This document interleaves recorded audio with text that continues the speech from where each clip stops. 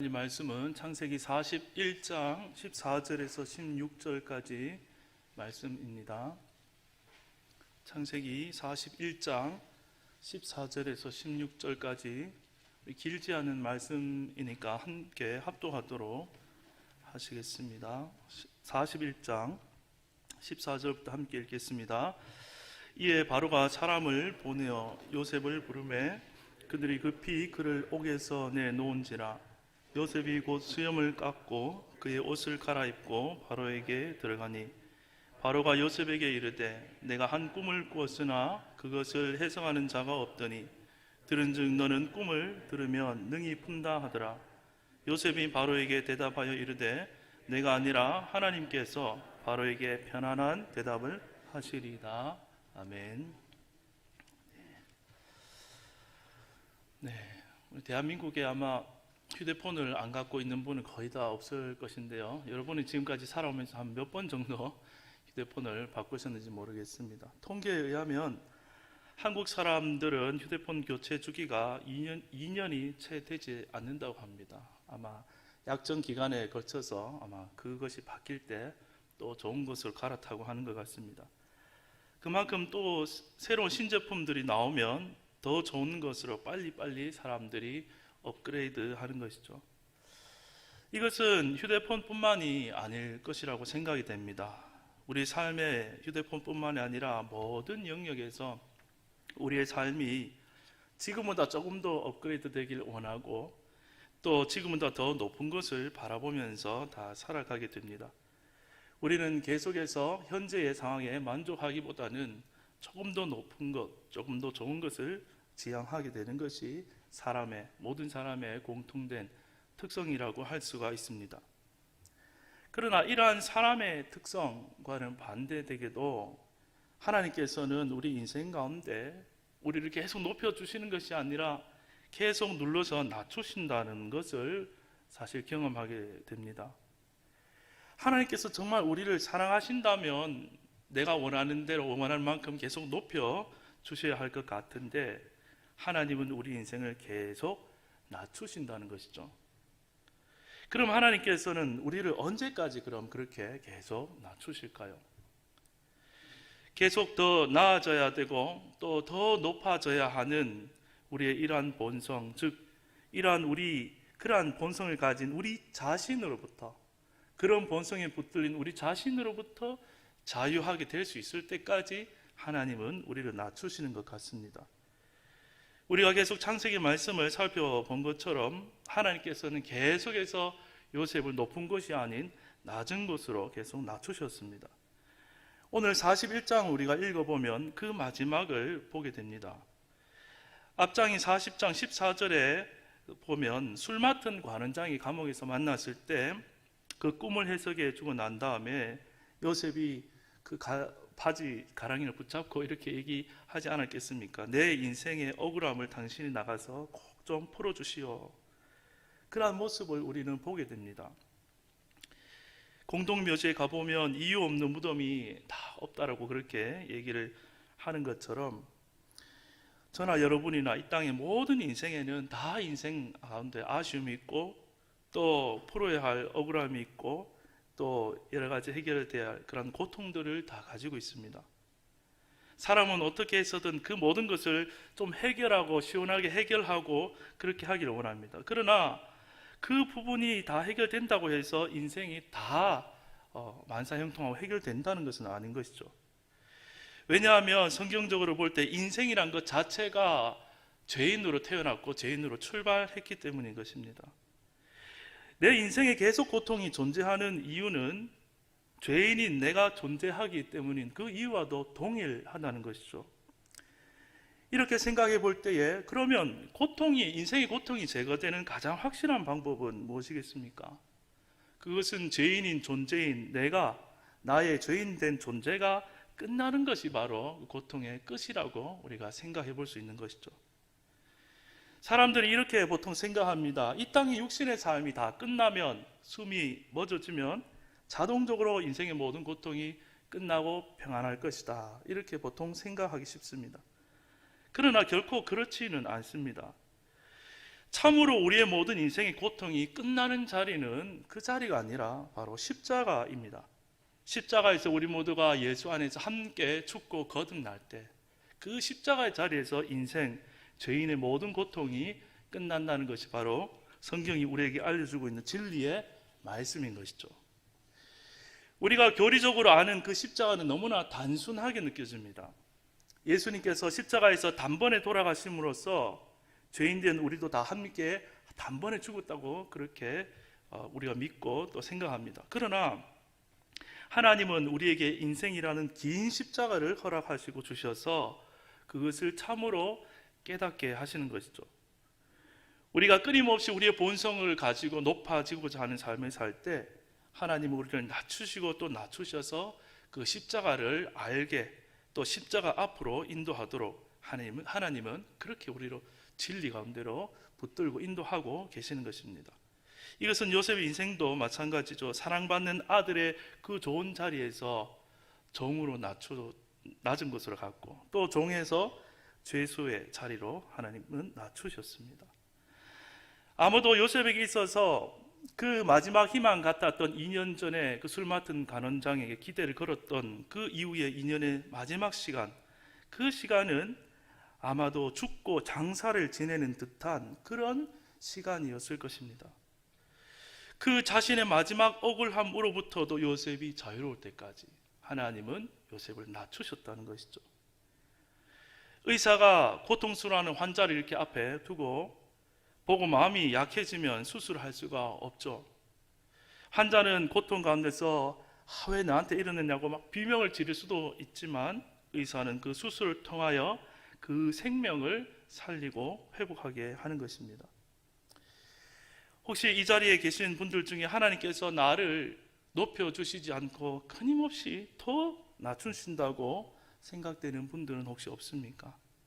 그것 때문에 지금 너무나 고통스럽습니까? 그러나 그것은 하나님께로 나를 더 가까이 오게 하시고 십자가로 더 가까이 오게 하시는 우리 영혼의 의사가 되신 하나님의 손길임을 깨닫는 은혜가 우리에게 임하게 되기를 주님의 이름으로 축복합니다. 우리가 살펴본 대로 요셉을 하나님 끝까지 하나님 원하신 때까지 낮추셨습니다.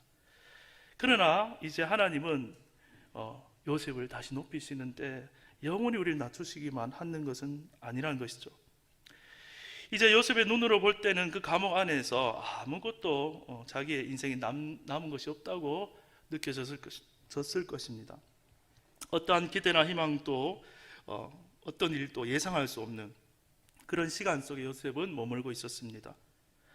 그러나 요셉은 이제 자신의 인생에 관한 모든 것을 서서히 다 하나님 앞에 내려 놓았을 것이고 그 자기 인생 자신보다는 누구를 더 바라보았을까요?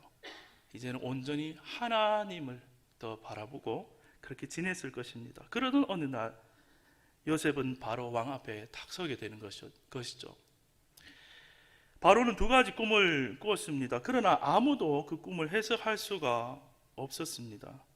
우리가 성경을 읽어서 내용을 이미 잘 아는 대로 요셉의 그 해석을 듣고 나면 너무나 명쾌하고 심플하고 분명한 그런 꿈인데 왜 다들 해석을 하지 못했을까? 첫 번째 꿈이 강한 7마리의 소가 있었고 약한 7마리의 소가 이제 나오는데 누가 누구를 잡아먹는 것이 사실은 상식적인 것입니까? 강한 소들이 약한 소들을 먹는 것이 자연스럽고 상식적인데 그 반대가 되었고 두 번째 꿈도 충실히 나온 이삭 그것이 약한 것을 잡아먹어야 될 것 같은데 반대로 약한 것이 강한 것을 잡아먹었습니다. 이것이 반대가 되니까 모두 일단 해석이 어려웠던 것 같습니다. 강자가 당연히 이기는 세상의 논리와 전혀 맞지 않는 그런 내용이었고 또 그리고 생각해보면 애굽은 대제국으로서 한 번도 약해본 적이 없던 그런 나라입니다. 그런데 약한 상대에게 잡아먹힌다니 그런 해석을 그들이 내놓기에도 왕 앞에서 상당히 곤란했겠죠. 결정적으로 이 강한 것은 무엇이고 또 약한 것은 무엇인가 그것이 정확히 무엇을 의미하는지 알 길이 없었기 때문에 이 꿈을 아무도 해석을 못하고 있었습니다. 이런 상황 중에서 술 맡았던 관원장이 2년 전의 일을 기억하게 되고 요셉을 결국 불러오게 됩니다. 한번 상상을 해보시기 바랍니다. 요셉이 그 감옥에서 수염을 깎고 나왔는데 바로 앞에 갈 때에 바로왕 앞에 들어서면서 그 곁에 있는 누구를 보았겠습니까? 술 맡은 그 관원장, 2년 전에 나의 은혜를 입은 저 사람을 보지 않았겠습니까? 그를 바라보는 그 요셉의 눈빛이 어떠했을까? 저는 그런 상상을 한번 해보았습니다. 처음에는 와 정말 화가 나고 그렇지 않았을까라고 생각을 했는데 깊이 더 생각해 보니까 그 2년의 시간 동안 요셉은 하나님 앞에 더 연단의 시간을 가졌기 때문에 아무래도 그런 인간적인 섭섭함은 남아 있을 수도 있지만 그마저도 다 하나님의 섭리 안에 있다고 보고 내려놓았다고 그렇게 생각이 듭니다. 그리고 바로의 그 두 가지 꿈을 정확하게 해석을 다 마치고 난 다음에도 요셉은 서둘러서 자신의 그 억울함을 변명하거나 그런 행동을 하지 않습니다. 이제 요셉은 그냥 단지 꿈의 해석뿐만이 아니라 그 대비책까지도 명확하게 바로에게 내놓았습니다. 바로는 그것으로 인해서 날아갈 듯이 기뻐했고 요셉을 이제 높이기 시작하는데 너무나 비현실적인 실제이긴 한데 비현실적으로 느껴지는 내용들이 나옵니다. 41장 37절 이하부터 나오는데 제가 빠르게 한번 읽어보겠습니다. 41장 37절 이하입니다.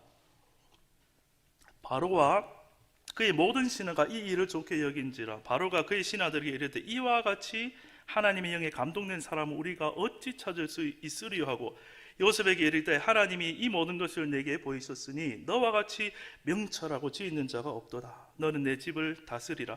내 백성이 다 너의 명령에 복종하리니 내가 너보다 높은 것은 내 왕좌뿐이니라.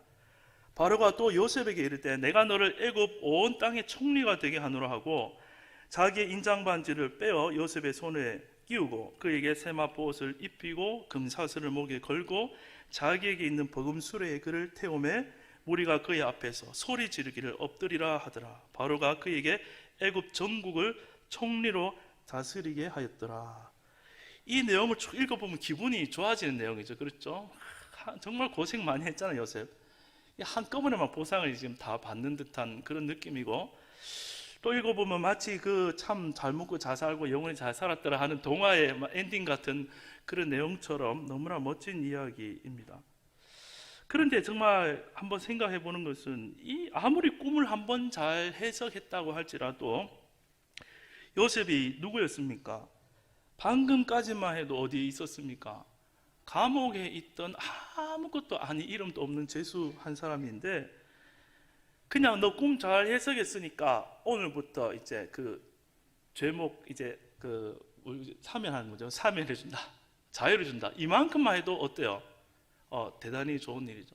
아니면 거기서 조금 더 추가해서 너 사면해주고 집을 한 채 주겠다. 아니면 금전적으로 보상만 해줘도 너무나 놀라운 일인데 그런데 여기 보면 이 갑자기 죄수를 하루아침에 그 대제국 그 나라의 총리로 올린다. 우리 너무 익숙해가지고 별로 감격이 없겠지만 한번 생각해보세요. 우리나라에서도 총리가 되려고 하면 참 어렵죠.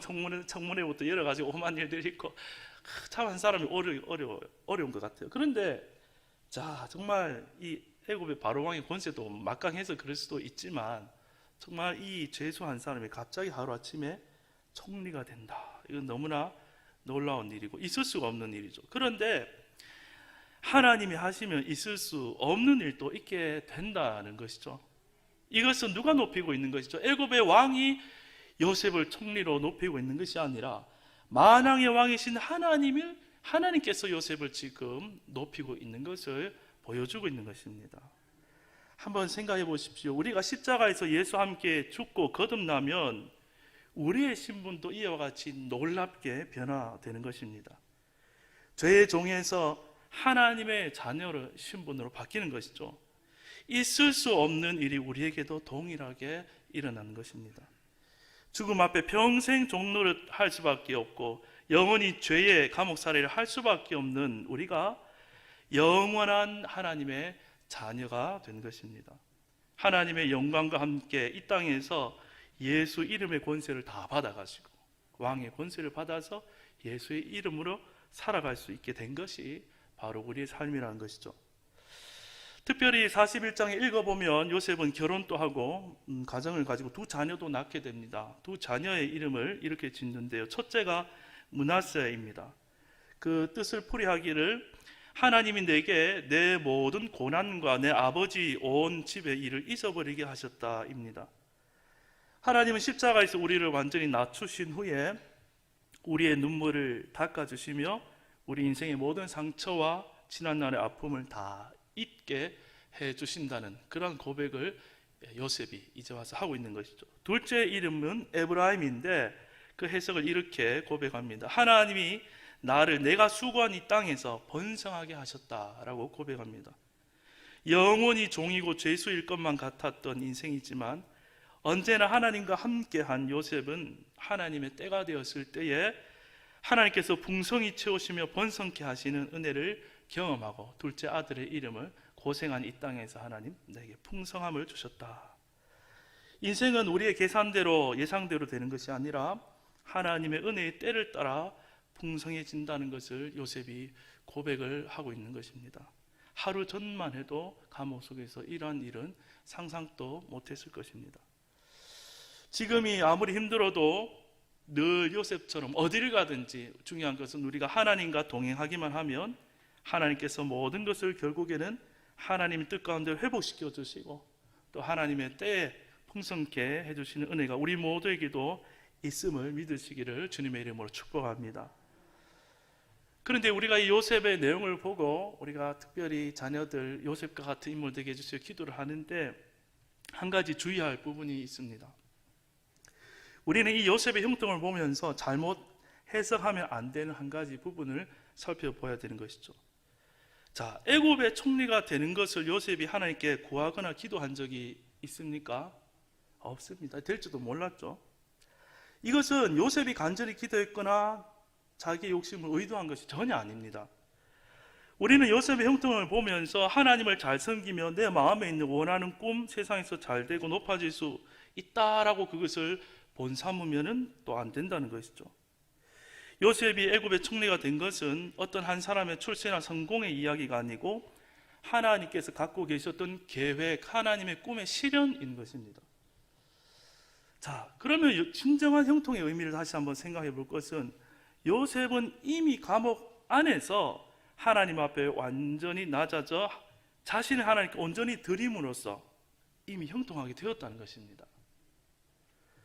갑자기 총리가 되었기 때문에 은혜가 넘치고 형통했다 이렇게 고백하는 것이 아니라 하나님이 하나님 원하시는 그 자리까지 낮아졌을 때 거기서 내 모든 인생에 대한 모든 것들을 내려놓고 내 자신보다도 내 하나님을 더 내 자신으로 삼고 바라보며 하나님께 온전히 드렸을 때 그것이 바로 진정한 형통이라는 것이죠.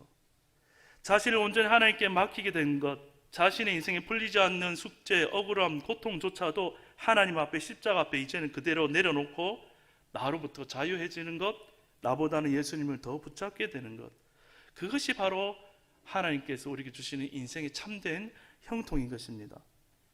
하나님은 그렇게 비워진 인생들을 지금 또 찾고 계십니다. 또한 그 인생을 통하여서 이 땅 가운데 하나님의 일을 펼쳐나가시는 것입니다. 총리가 된 것이 중요한 것이 아니고 하나님께 이렇게 쓰임받을 수 있는 사람이 되는 것이 더욱 중요한 것입니다. 우리는 예배 자리에 나와서 찬양으로 또 기도로서 고백을 합니다. 우리 인생의 참 주인은 하나님이시다라고 고백은 하지만 실제로 그러한 삶이 되기까지는 많은 시간이 걸릴 것입니다. 사람이 정말로 자신의 모든 주권과 생명을 하나님께 다 드리고 그 말씀에 절대적으로 복종하고 순종하며 사는 것, 우리 힘으로 가능합니까? 이것은 절대로 되지 않는 일입니다. 그러나 하나님께서는 그 일을 하신다는 것이죠. 하나님께서는 환경을 통해서 요셉을 인도하셨듯이 하나님의 열심은 지금 우리들도 우리의 환경을 통해서 동일하게 인도를 하고 계시는 줄로 믿습니다. 하나님은 결국 우리 인생을 통하여서 하나님의 사람으로 우리를 다 만드실 것입니다. 그것이 바로 하나님의 영광이 되는 것입니다. 결국 우리가 구원받아야 될 자리는 우리의 그 환경이 아니라 그 환경들을 통해서 우리 자신임을 알게 하셔서 그 십자가로부터 오는 자유를 우리에게 주시는 것입니다. 날마다 십자가를 통해서 내 인생이 아니라 하나님의 것, 하나님의 인생으로 살아가시는 우리 모두가 되기를 주님의 이름으로 축복합니다. 이제 정말 마지막으로 드리고 싶은 말씀은, 그러면 하나님께서 우리를 이제 낮추시고 이제 높이셨습니다. 그렇게 하는 이유가 무엇이겠습니까? 그것은 우리를 이 땅 가운데서 하나님의 공급자로 세우시기 위한 것입니다. 애굽의 총리가 되었으니 요셉이 복을 받았다도 맞는 말이지만, 사실은 역으로 생각해 보면 요셉이 더 복 받았습니까? 애굽이 더 축복 받았습니까? 다 대답하신 줄 믿고. 그렇죠. 사실 생각해 보면은 요셉이 애굽에 있으므로 애굽 전체가 축복을 받는 것이죠. 요셉의 꿈과 해석과 대비가 없었다면 대흉년의 때에 애굽이 어떻게 되었을 것 같습니까? 다 굶어 죽었을 것입니다. 애굽뿐만이 아니라 주변의 모든 나라가 다 굶어 죽었을 것입니다. 그러나 하나님께서는 하나님의 여심으로 준비한 그 한 사람 요셉을 통하여서 수많은 생명을 살리는 하나님의 계획을 실현하시는 것이죠. 실제로 풍년이 그치고 흉년이 들기 시작했을 때 애굽에만 먹을 것이 있었습니다. 55절을 제가 한번 읽어보겠습니다. 애굽 온 땅이 굶주림에 백성이 바로에게 부르짖어 양식을 구하는지라 바로가 애굽 모든 백성에게 이르되, 누구에게 가라고요? 요셉에게 가서 그가 너희에게 이르는 대로 하라. 백성이 부르짖자 바로는 요셉에게 가라, 요셉에게 가라. 하나님께서는 요셉을 때를 따라 양식을 나눠줄 자로, 즉 생명의 구원자로 준비하셨고 세우신 것입니다. 예수님도 이 땅에 오셔서 자신을 온전히 비우시고 아버지의 뜻대로 사심으로써, 십자가에 순종하심으로써 온 인류의 생명의 공급자가 되셨습니다. 그 십자가의 순종으로 말미암아 온 인류에게 지금 또 생명이 공급되고 그 복음이 전해지고 있는 것이죠. 하나님께서는 우리 또한 그 같은 길로 지금 우리를 인도하고 있습니다. 하나님께서 우리 인생에 허락하신 그 십자가의 진정한 의미를 우리가 알게 될 때, 우리는 예수 안에서 우리 자신으로부터, 우리 인생으로부터 좀 더 자유하게 됩니다. 그렇게 자유하게 된 사람은 이제 하나님의 뜻대로 매 순간 순종하며 기쁘게 살아갈 수 있게 되는 것이죠. 이미 예수 안에서 내 인생을 마치고 안식하고 있기 때문에 이제는 하나님의 일을 할 수 있는 그런 사람이 된 것입니다. 그럴 때 우리의 의가 아닌 우리 안에 계신 주님으로 말미암아 참으로 하나님께 영광이 되는 그러한 삶을 우리가 살아가게 될 것입니다. 사실 오늘 또 우리의 모습은 여전히 흔들리고 부족합니다. 그러나 예수 안에 있는 우리를 낮추시고 또 높이시고 생명의 공급자로 삼으시는 그 은혜를 누리며 경험하며 또 그 손길을 또 고백하며 살아가는 모든 성도님들이 되시기를 주님의 이름으로 축복합니다. 기도하겠습니다.